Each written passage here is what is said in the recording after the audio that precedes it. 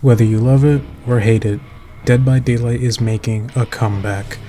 If you check the Steam player base charts for Dead by Daylight and you see how many players it's been receiving, over the last 30 days, they've been receiving an average of around 40,000 players. This is 27% more than it's been since October of 2021. October of 2021 is when the Hour of the Witch chapter released, and that was when boons were introduced into the game.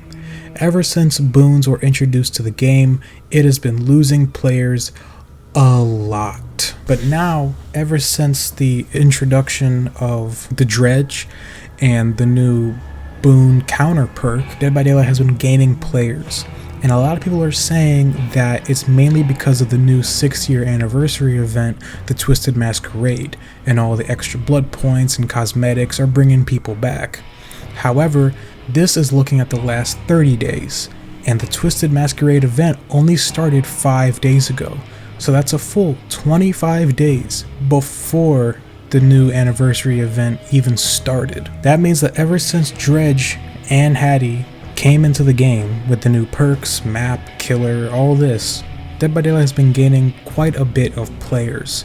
Not to mention that they've also been announcing some stuff on their Twitter, mainly the new perk reworks and the new prestige progression system. Now, as far as the new perk rework thing, I really don't have anything to say about it just because there's not enough info for me to talk about.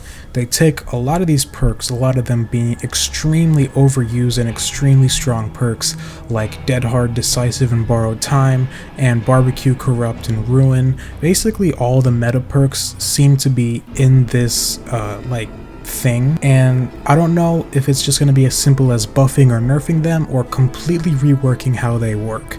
Seeing as how DBD is doing a lot of overhaul announcements, I would suspect that a majority of these perks are going to be completely reworked. They also announced a new prestige system. I have no idea what this is. We can see at the top that Dwight is at level 50. And we see a 1, so we can safely assume that this is the thing to bring him into Prestige 1. If we go into the next image, we see the Huntress with the same layout, but this time it shows a 4 and it says that she's level 1.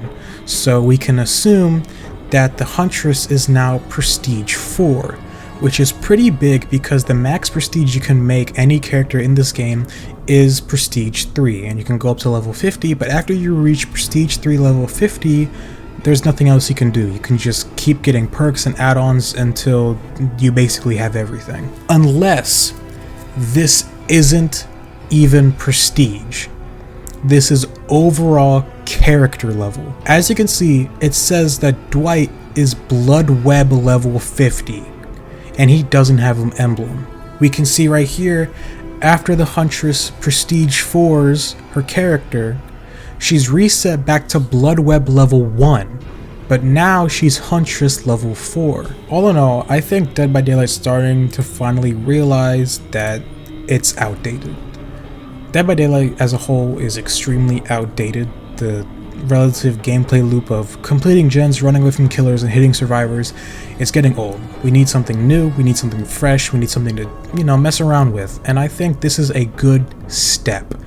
Will this perk overhaul and prestige change completely save the game? Absolutely not. There's still a ton of balancing issues, there's still a ton of just overall issues that they still need to address, and I think that's Dead by Daylight's biggest weakness. They're so focused on bringing new stuff that they completely forget about the old stuff, and it just creates more issues. Because Dead by Daylight has been known to push stuff out to PTB, see that people hate it, and still push it out to live servers. It's almost as if they don't realize that they have a player base. I think the event is pretty fun. I think the cosmetics are cool. I think the double blood points are neat. The Dredge, I think the Dredge is pretty fun, and he can be extremely strong. So yeah, I've definitely been having some fun playing with him. But again, I'm mainly waiting for these changes because they are so interesting, and it's been a while since Behavior has really tried something different. You know, I feel like for the past couple of months they've been playing it really safe, and like I said, this is not going to save the game, but it's a good step, and it's a good chance for Behavior to, I guess, redeem themselves. And no, I'm not playing the dating simulator whenever it comes out.